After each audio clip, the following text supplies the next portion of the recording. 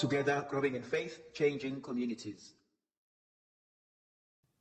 Makadunyiswe uJesu Kristo.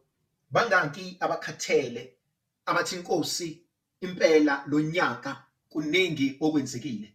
Asambeni siye entshongweni sihlangane nomame sihube sithi Nkosi bengiyini nomuzi wakithi bewuyini ukuba usenzele ongaka. Masembathiswe amandla amasha.